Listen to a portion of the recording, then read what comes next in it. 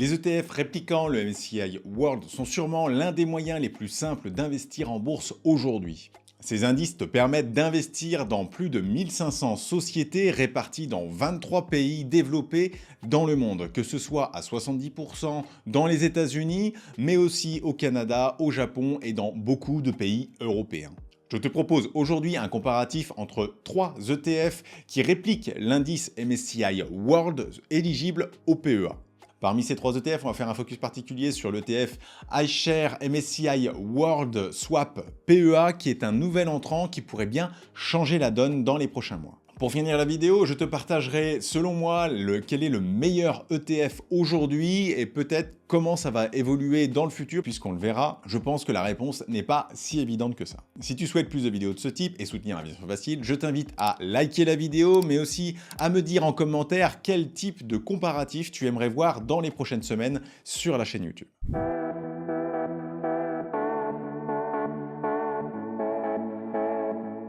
Commençons par l'ETF qui est aujourd'hui probablement le plus connu parmi les ETF qui sont éligibles au PEA et qui répliquent l'indice MSCI World. On va parler du Amundi MSCI World C pour capitalisant. C'est une de ses premières caractéristiques. Il va réinvestir automatiquement les dividendes dans l'ETF en lui-même. Cet indice, comme son nom semble laisser l'indiquer, est porté et géré par Amundi. Cet indice a 0,38% de frais, ce qui en fait un ETF qui est relativement chargé en frais, mais jusqu'à il y a peu de temps, on avait finalement pas de solution, de meilleure solution en termes de frais, nous allons le voir. Un des autres points forts de cet ETF, c'est l'encours sous gestion avec plus de 3,5 milliards aujourd'hui d'encours sous gestion. C'est très gros pour un ETF et ça en fait un ETF particulièrement rentable pour Amundi. Donc c'est un ETF sur lequel ils ont envie de continuer de travailler. Un de ces petits points faibles, c'est le prix de sa part à 500 €. Sous le PEA, on ne peut pas acheter des fractions d'ETF, des fractions d'actions, ce qui le rend moins accessible à des personnes qui veulent faire du DCA dessus ou qui ont des petits portefeuille. D'ailleurs, le deuxième ETF est aussi un Amundi MSCI World, cette fois-ci distribuant, et il a pour lui le gros avantage d'avoir un prix de part qui est beaucoup plus faible, avec 30 €, ce qui le rend beaucoup plus accessible que son confrère capitalisant. Il faut d'ailleurs souligner que cet ETF est anciennement le Lyxor PEA Monde qui a été transformé récemment, mais finalement la transformation n'a pas été positive parce que on est passé d'un ETF capitalisant à un ETF distribuant, ce qui est un gros point faible pour moi des ETF puisque un ETF distribuant va vous distribuer des dividendes que vous devrez vous-même réinvestir et donc générer des frais et en plus vous n'allez pas être optimal puisque vous n'allez pas réinvestir directement, vous allez peut-être prendre une semaine, 2 semaines, 1 mois pour réinvestir ces dividendes. C'est donc quelque chose qui est pour moi sous-optimal et ce qui en fait un ETF qui est bon malgré tout, hein. Il n'y a pas de mauvais ETF dans cette sélection, mais c'est peut-être celui que moi j'apprécie le moins à cause de ce critère-là particulièrement. Sur les autres critères, eh bien c'est un ETF qui a quand même quelques centaines de millions sous gestion et enfin, eh bien les frais sont les mêmes que pour l'autre ETF et ça c'était un des points forts lors du changement, c'est qu'on était passé de 0,45 il me semble à 0,38% de frais aujourd'hui. Et enfin, je vais vous parler de ce nouvel ETF porté par BlackRock, qui est un des plus gros gestionnaires d'actifs au monde avec plus de 10 000 milliards sous gestion aujourd'hui, eh bien qui nous propose une alternative au MSCI World C avec son propre ETF capitalisant, le iShares MSCI World Swap PEA.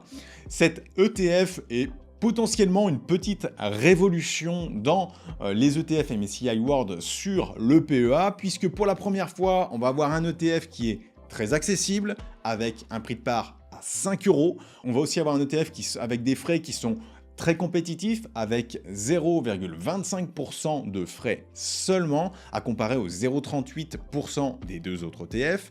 Et enfin, comme je le citais, c'est un ETF capitalisant, ce qui est pour moi une des caractéristiques principales à avoir sur un ETF. Cependant, on va faire quand même attention, cet ETF vient d'être créé et il a seulement un encours sous gestion de 20 millions et bien que cet encours sous gestion croît régulièrement, peut-être que d'ailleurs au moment de la sortie de cette vidéo, il aura déjà passé les 25-30 millions, eh bien il est aujourd'hui très faible.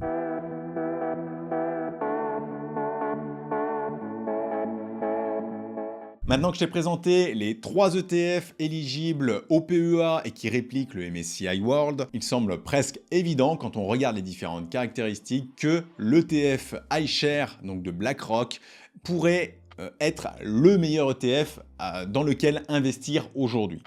Cependant, quand on regarde un petit peu mes critères sur l'investissement dans les ETF, les frais ne sont pas le critère numéro 1. L'encours sous gestion est pour moi beaucoup plus important parce que ça indique la pérennité d'un ETF. De même, la qualité de la réplication, chose qui est difficile à aborder dans les chiffres que j'ai pu donner précédemment, est aussi primordiale puisque certains ETF vont avoir des écarts de performance très importants avec l'indice qu'ils tentent de répliquer. Et donc, bien qu'on ait moins de frais, si l'ETF réplique moins bien l'indice, et bien finalement, votre performance risque d'en être impactée et d'être négative. Si on fait un comparatif de ces 3 ETF, on a un ETF distribuant, 2 ETF capitalisants. On peut déjà éliminer l'ETF distribuant de mon point de vue, sauf s'il est exceptionnel sur les autres caractéristiques. On a ensuite des frais à 0,38% sur les Amundi et puis 0,25% sur le iShare. Donc ici, un gros point pour le iShare malgré tout.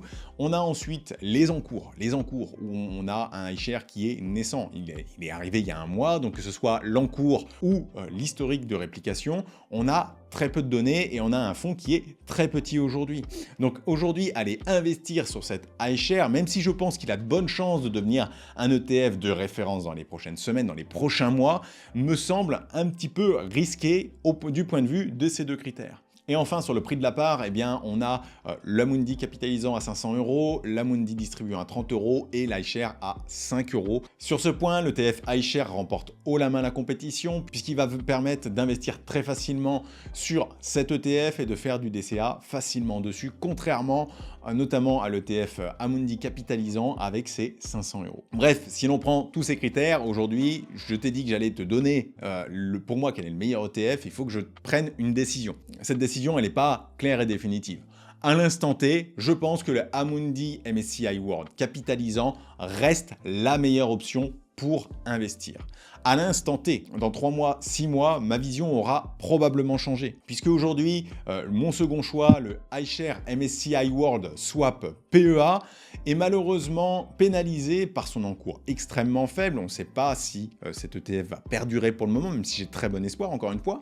Et surtout, on n'a absolument aucun recul sur la performance. Donc, il est très difficile d'aller se positionner sur un produit dont on ne connaît pas la performance dans le futur. Oui, c'est BlackRock, oui, c'est une des plus grosses maisons de gestion au monde, et donc on peut leur faire confiance pour faire du bon travail, mais je n'investirai jamais aveuglément. Donc je vais attendre d'avoir un petit peu de recul sur cet ETF, d'avoir 3 mois, 6 mois, 1 an, pour peut-être me positionner plus favorablement sur cet ETF iShare. C'est pourquoi aujourd'hui, je décide de rester sur le Amundi MSCI World capitalisant, malgré les bons arguments du iShare. Je vais attendre quelques mois qu'il atteigne 100 millions, 150 millions de capitalisation, mais aussi qu'il vienne progressivement avec son propre historique afin de pouvoir comparer la performance de l'ETF avec son indice de référence et pouvoir en tirer des vraies conclusions. Cependant, tu te poses potentiellement la question de si tu as aujourd'hui investi dans le Amundi MSCI World, est-ce que demain tu dois tout passer sur l'ETF iShare? Alors si tu es sur le compte titre ordinaire, sur le CTO, absolument aucun moment où cela est avantageux puisque tu vas subir l'imposition lorsque tu vas vendre tes parts Amundi MSCI World, donc reste sur cet ETF là. Et par contre, si tu es dans ton enveloppe PEA, et bien là, potentiellement, tu vas revendre sans subir d'imposition et pouvoir racheter cet ETF iShare qui devrait, à terme, peut-être surperformer si le delta entre les frais sont grosso modo le delta de performance qu'on a au final, eh bien l'iShare devrait finir par prendre le dessus en termes de performance, mais à moyen long terme, puisqu'il faudra prendre en compte les frais de vente puis les frais d'achat du iShare. Donc pas de réponse définitive sur ce critère-là. À chacun un petit peu sa vision. Si tu es à une vision à 5 ans, 10 ans, eh bien c'est probablement mieux de rester sur cet ETF Amundi. Si tu as une vision à 25, 30 ans, là je pense que passer sur le iShare dans quelques mois, une fois qu'il aura fait ses preuves, peut être pertinent. Voilà, n'hésite pas à me dire en commentaire la décision que tu vas prendre si tu possèdes cet ETF Amundi, à savoir revendre, conserver et, ou potentiellement passer sur le iShare. Dans tous les cas, moi je pense qu'on refera une vidéo sur ce sujet-là dans quelques mois pour vous faire un bilan sur les premiers mois d'exploitation de cet ETF iShare et en tirer une conclusion. Est-ce qu'il faut définitivement acheter cet ETF ou pas ? Bref, je te souhaite une excellente journée et je te dis à très vite dans une nouvelle vidéo qui explorera les clubs actionnaires. Ce sont ces sociétés qui offrent des avantages à leurs actionnaires. Et vous le verrez, il y a de très beaux avantages sur certaines des actions. Ça peut valoir le coup d'en acheter quelques-unes pour pouvoir en bénéficier.